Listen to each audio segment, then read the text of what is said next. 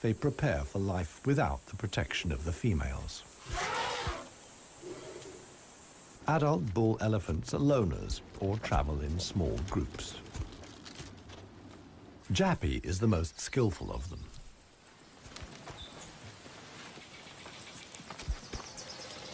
His younger brother watches enviously as Jappy brings down apparently unreachable branches from the tree.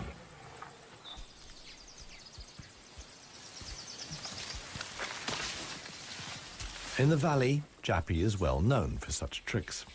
He learned them from his father. Friendship among bull elephants has its limits. Jappy is certainly not willing to share his branch with his younger brother.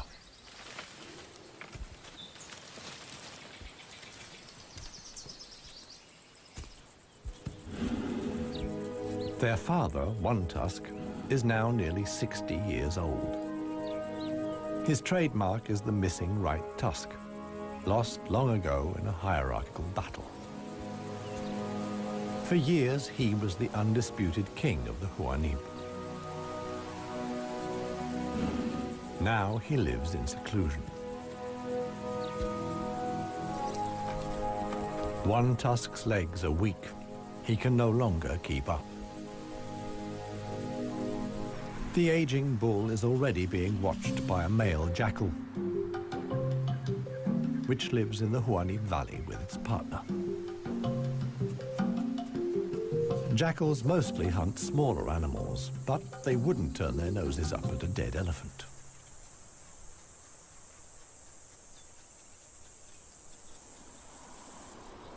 In a side valley, Clarissa has discovered a further source of food. There's a wide selection of bushes, grasses, and herbs.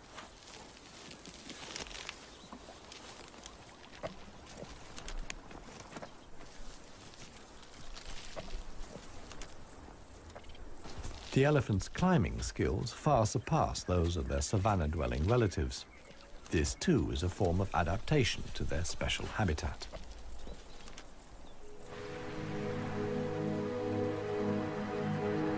Old One Tusk has at last reached one of the anna trees in the Huanib Valley.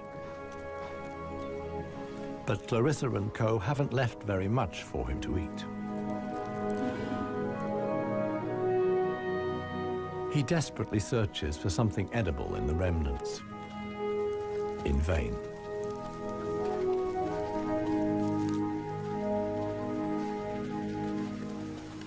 For the inhabitants of the Namib, survival is hard. They're used to going for long periods without water. Many get liquid from their food or know secret sources of water.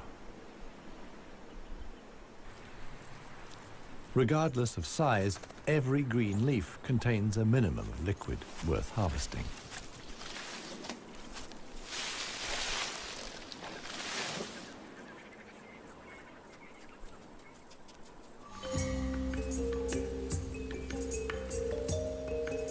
Outside the dry river valleys, there is scarcely any vegetation. Here, only extreme specialists survive. The Namib desert beetle is no bigger than a fingernail. As all animals, it depends on water for survival and has developed a special strategy.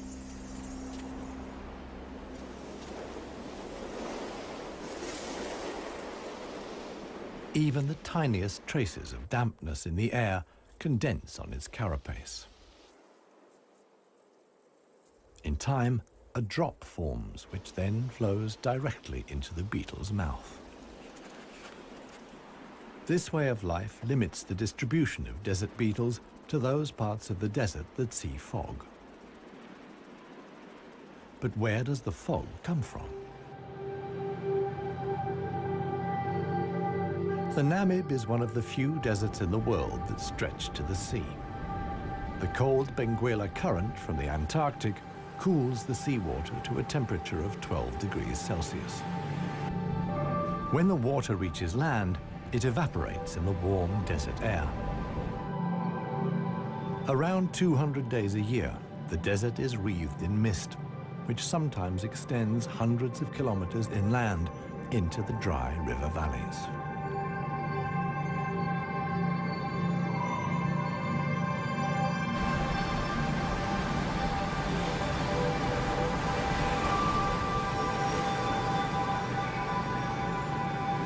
The Benguela Current doesn't only bring fog, it's also rich in fish.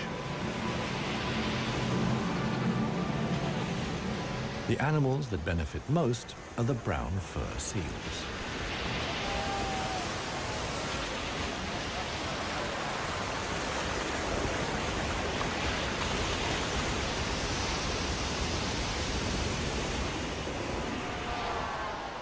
Their colonies are often home to 100,000 animals.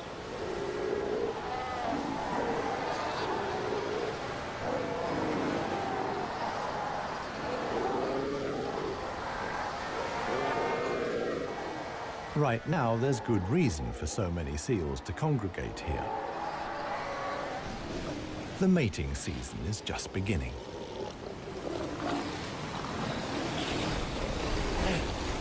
Everywhere, bulls are fighting for the right to mate.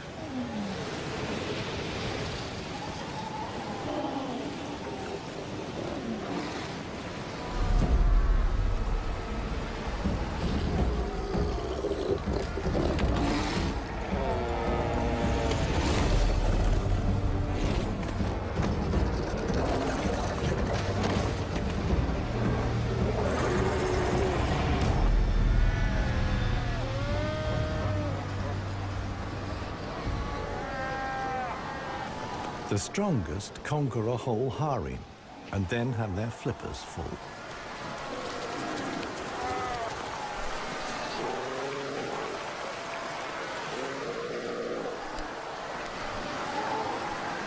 After mating, the males disappear into the sea. They're not involved in bringing up the young. The fog sometimes penetrates as far as the Huanib Valley.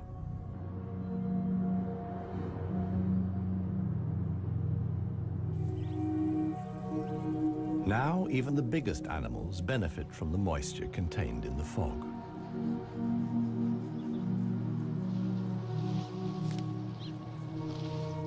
Jappy and his brother can take on a lot of liquid from the drops of dew on the plants they eat. This allows the elephants to go without water for up to 4 days at a time.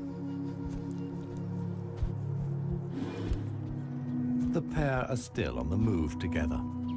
This will soon change.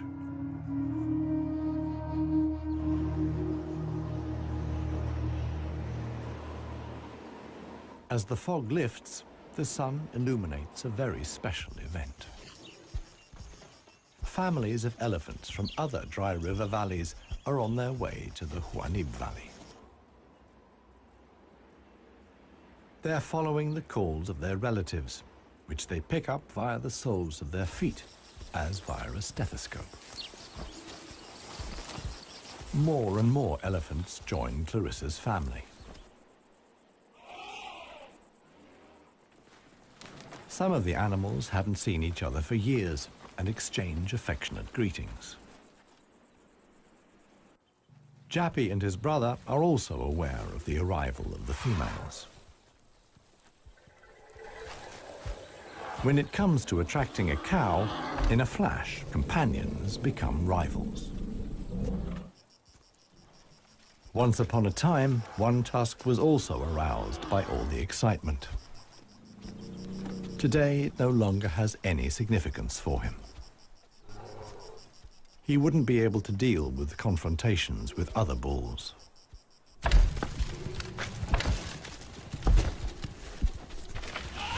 His sons and grandsons, on the other hand, are very excited. For them, it's important to make the most of the female's willingness to mate and prevent others from taking advantage. In the end, however, Jappy only manages to achieve his goal by means of a trick. He abducts the alpha cow, Clarissa.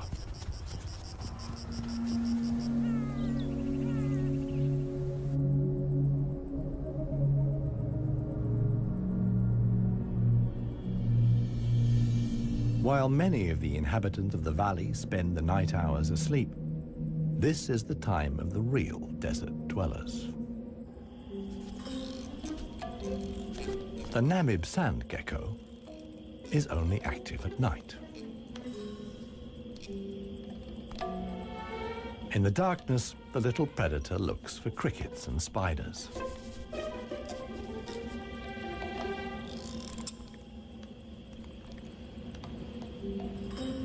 Like a frog's, its toes are webbed.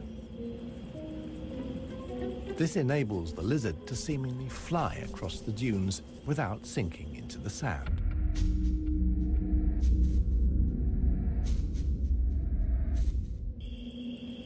But it also needs to be on the lookout.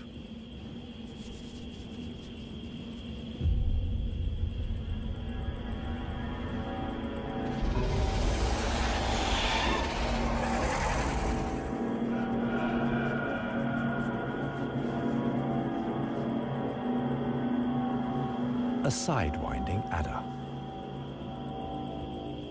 Similar to desert elephants, beetles, and geckos, the snake has a hard life in the Namib.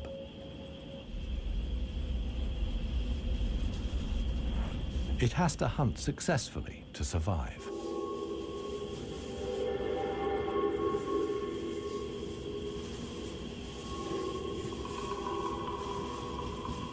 Once it finds a good spot for an ambush, it goes to ground.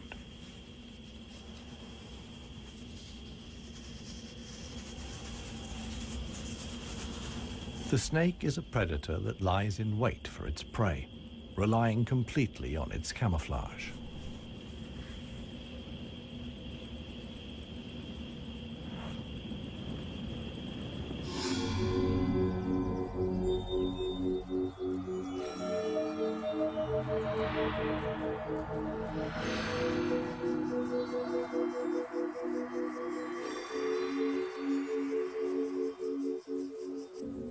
For the sensitive gecko, it's time to go. In the sun, it would quickly dehydrate. Here, too, webbed feet come in handy. The lizard uses its legs as scoops to quickly dig out astonishing underground passages. It can make tunnels 1 meter long into the ground.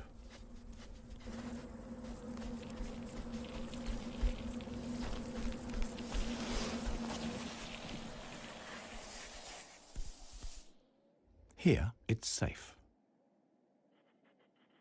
Up at ground level, another gecko isn't in quite such a hurry. With good reason. The fog is coming.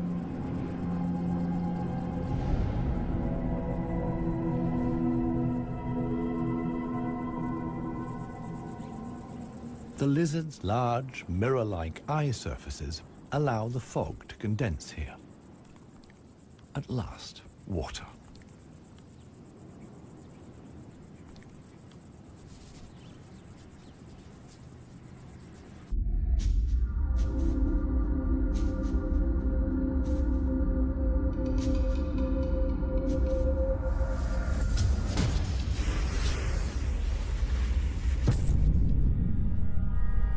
The waiting paid off. This morning, the sidewinding adder can have breakfast and get some liquid into the bargain.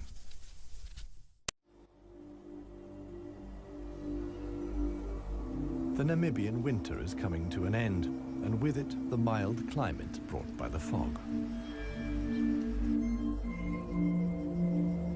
Relentless heat descends on the Huanib Valley.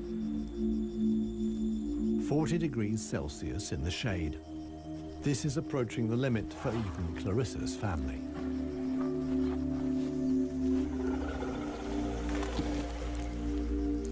Elephants don't sweat, and so protect themselves against overheating by fanning their ears. But it seems too hot, even for that. The heat is hard to bear for all the animals, but for the youngest, the sun can be lethal. Maya is really suffering.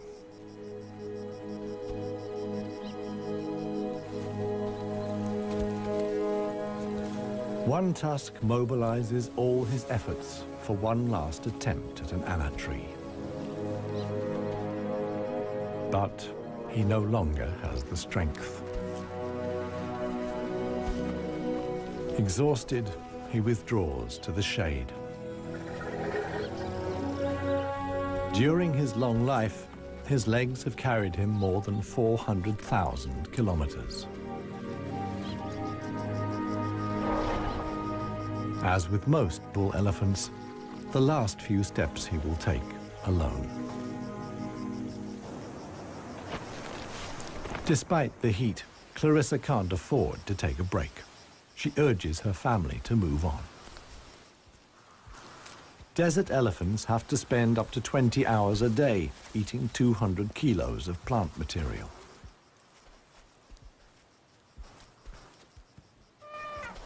As tiring as that may be, Clarissa's family have no choice. One young bull is already so exhausted that he sleeps through the signal to move off. He only wakes up when the other elephants are already out of sight.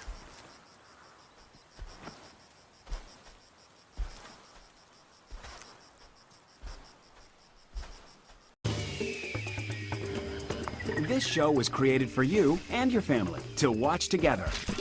Welcome to Nat Geo Wild. It finally dawns on him that he really is all alone. Clarissa and the rest of the family have noticed his absence.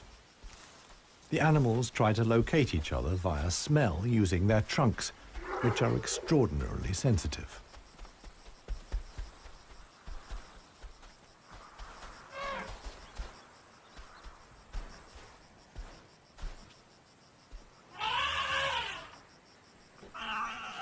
In the end, it's Maya who gives the decisive call.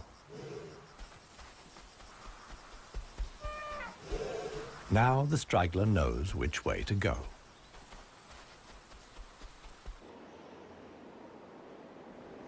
The extremely dry period shows no sign of coming to an end. 1 week later, the heat and the elephants have combined to decimate the plant life in the Huanib Valley. Vultures take up positions on the trees on the edge of the valley. Their time will come when the other animals can find nothing more to eat.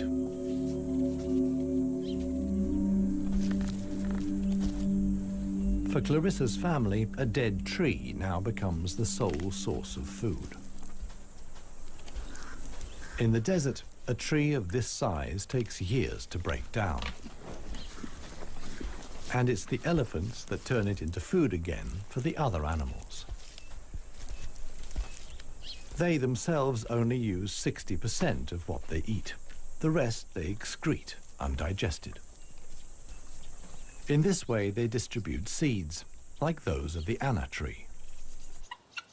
Some animals, like the helmeted guinea fowl, take the majority of their food from what the elephants deposit. In times of scarcity, even the Huanib Valley baboons look for something edible in the elephant's dung.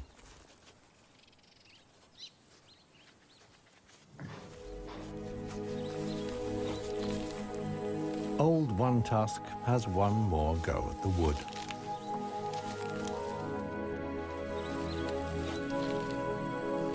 But elephant molars only grow back 6 times.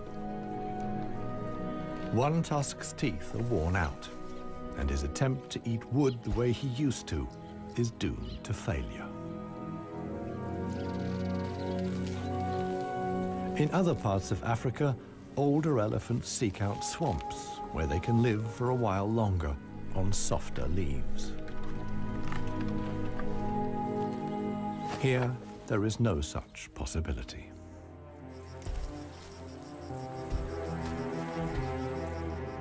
For Clarissa, too, the situation is becoming threatening. She and her family must leave the valley and seek food and water elsewhere. Other families join the trek. Only Clarissa's knowledge of hidden water sources can save them now.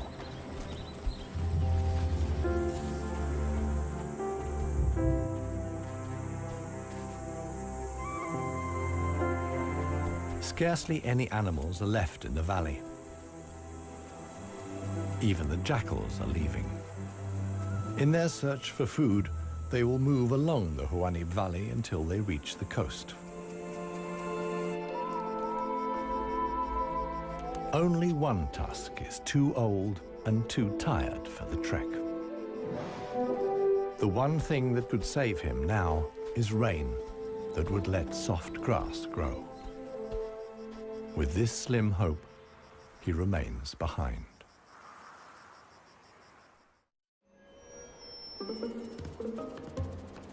The Namib desert beetle is also looking for something to eat. In contrast to most of the desert dwellers, it is not seeking fresh young shoots.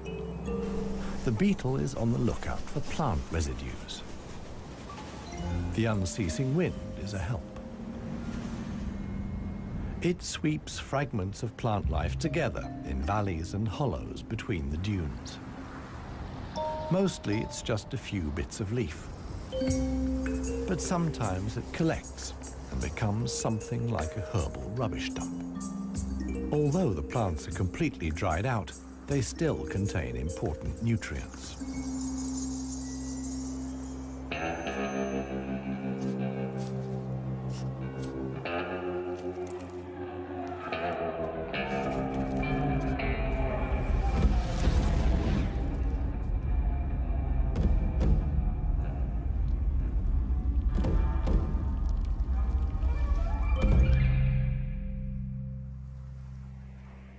The Namakwa chameleon is one of the most dangerous hunters in the Namib Desert. For desert beetles, at any rate. But the beetles don't usually make it quite so easy.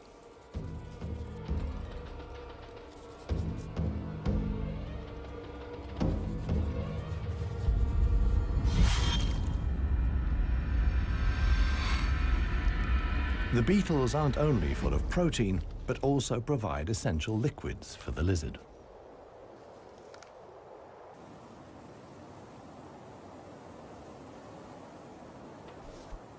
Namakwa chameleons are the biggest reptiles the Namib can support. In contrast to the mammals, they can't undertake long migrations to look for food and water.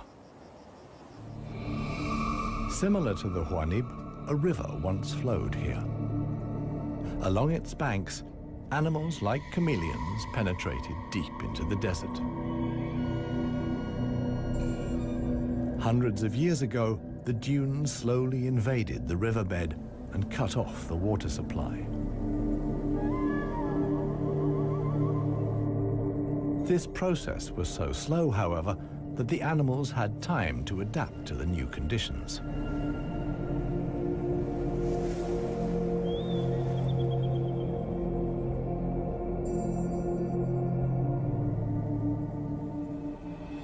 The mammals didn't need such a long period of adaptation. Their ability to migrate over long distances enabled them to conquer the desert much more quickly. The pair of jackals will soon reach the coast.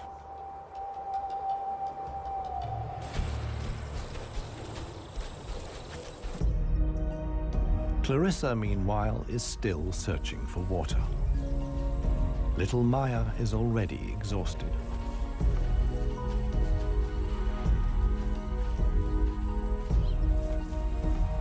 The group has to keep stopping.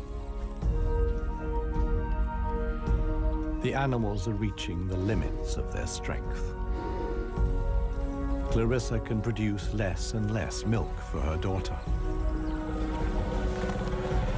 Suddenly, a commotion as Maya sinks to her knees. But Clarissa urges her offspring onwards. It is their only chance.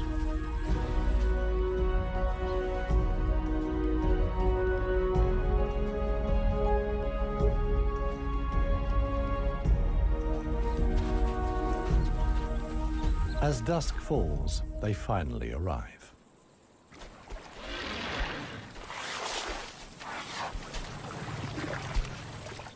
Thanks to Clarissa's knowledge, there's something to drink at last. Adult elephants can get by on 100 liters of water a day.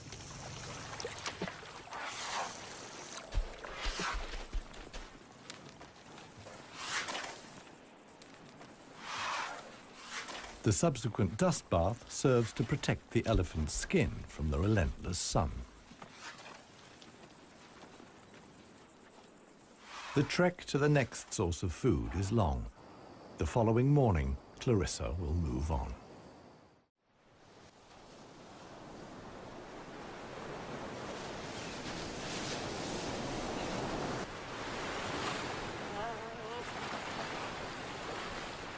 The jackals have finally reached the sea and move southwards along the coast.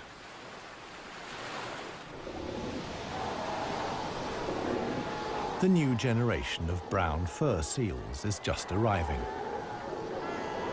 Many of the mother animals are heavily pregnant. This young mother hasn't long to go.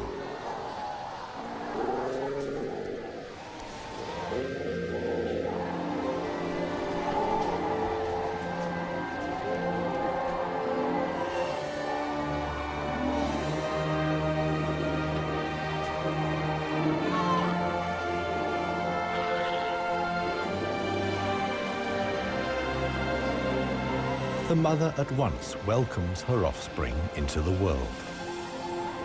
Each voice and scent is as unique as a fingerprint. The ritual creates an unbreakable bond between mother and pup.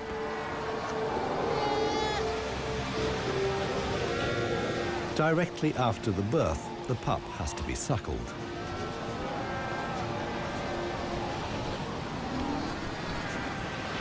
The newborn is a little clumsy.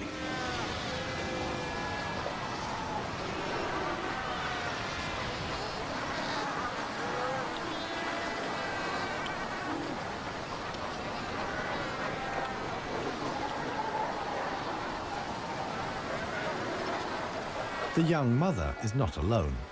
Tens of thousands of other females have also given birth. Space is at a premium in the colony. A risky situation for the babies.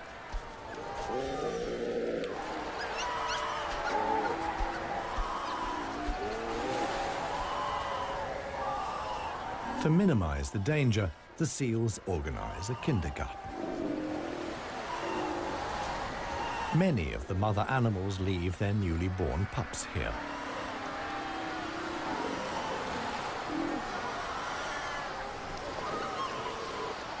The nursery not only offers the young pups protection, but also makes it easier to find them later.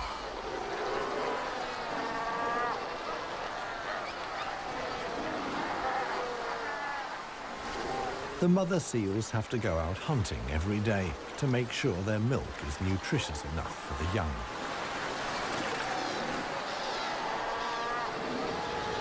But when choosing the location of the kindergarten, they forgot about the tide.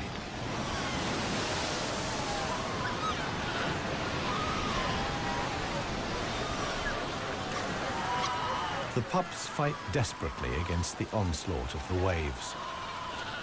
The baby is washed out to sea along with the other newborn seals.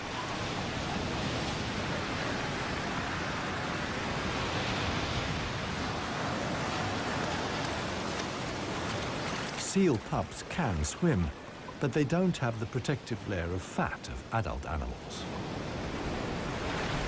The pup fights for survival. Another is slowly but surely losing the battle. Within a few minutes, the pups are so exhausted that they can no longer keep their heads above water and drown.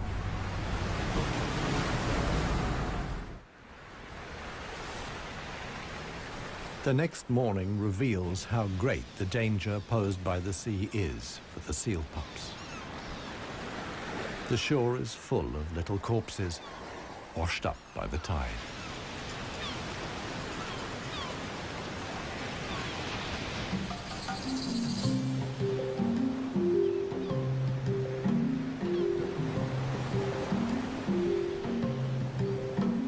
the jackals from the Huanib. The pair have traveled hundreds of kilometers from the arid valley.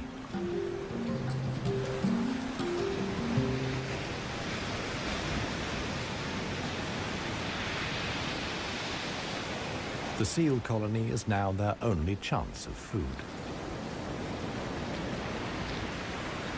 Jackals aren't choosy. For them, eating carrion is nothing unusual.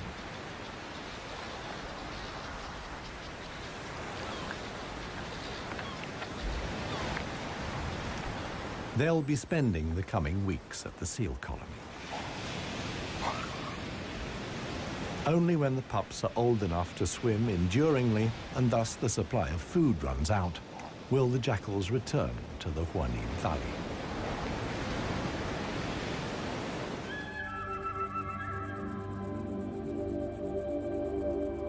It's not only the jackals that undertake such long treks.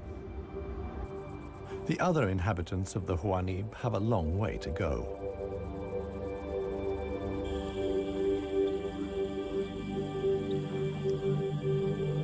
An oasis hidden deep in the desert. Oasis.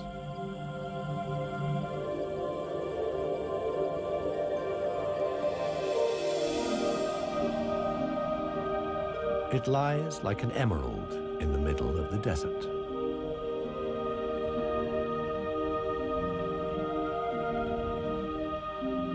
A thin band of loose vegetation lines the watering hole.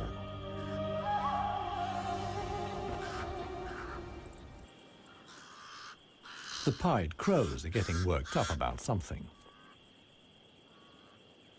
Visitors. Big visitors. The legendary desert lions.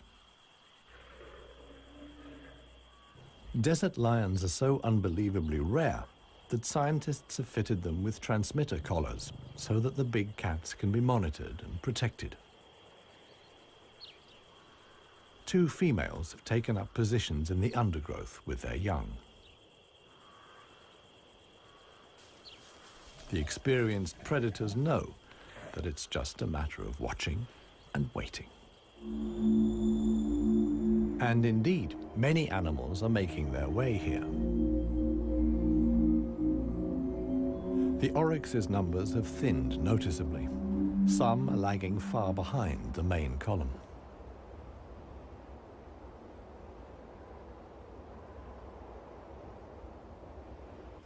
After more than 10 days' trek, the first animals finally reach the source.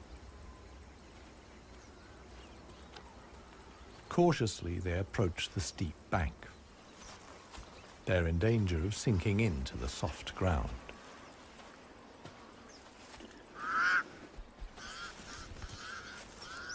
The pied crows sound the alarm again. The lioness's patience has been rewarded. They've caught one of the stragglers. One lioness keeps the oryx in check on the ground. The hunting lioness is completely exhausted. Fighting the antelope has taken the last of her strength.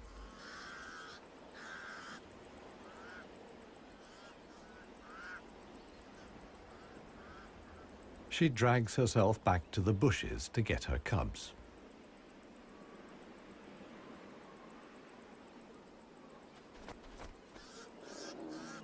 The other lioness keeps the pesky crows at bay.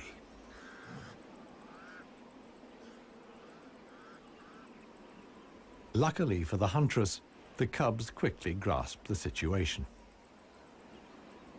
They can hardly wait to get their teeth into some fresh food. All the animals here are fighting for survival. The lionesses won this round. They've enough food now to last the coming weeks.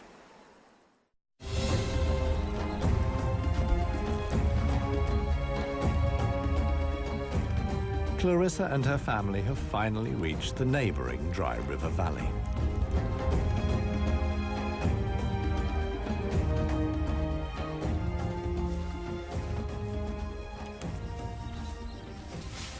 The experienced cow knew instinctively that in times of drought, there was some precious greenery here to feed on.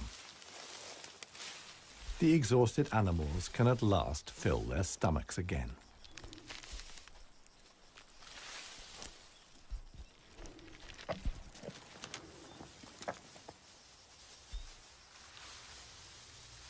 And this is how a happy, full-up baby elephant looks. Maya in paradise.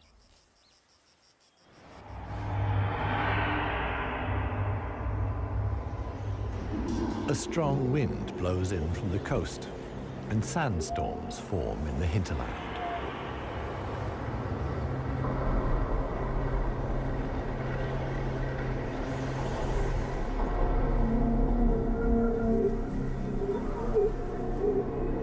They reach the river valley where Clarissa and family have found food and shelter. Sandstorms like these are the harbingers of heavy rain. Experienced elephant cows like Clarissa know what that means. As soon as it rains, the dry river valleys will be turned into raging torrents that wash away anything in their path. Imminent danger for the family of elephants. Time to move on again. Now the safest place to be is outside the valleys. How right Clarissa was can be seen the following day. Water in the dry river valley.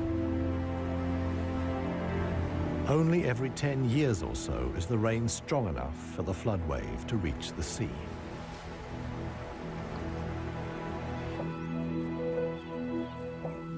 Just a few days later, the first green shoots begin the transformation of the dry river valleys.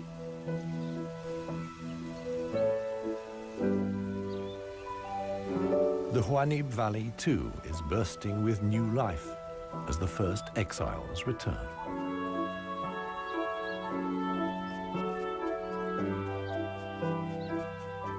For one animal, however, the rain came too late. Old One Tusk succumbed to hunger before the first drops fell. The jackals find his body on the edge of the valley.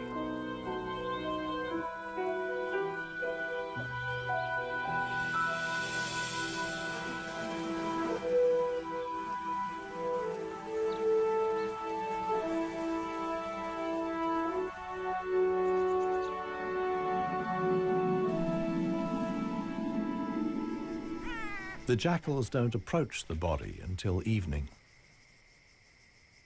And thus, the circle of life is complete. The next morning, long unheard calls echo through the valley.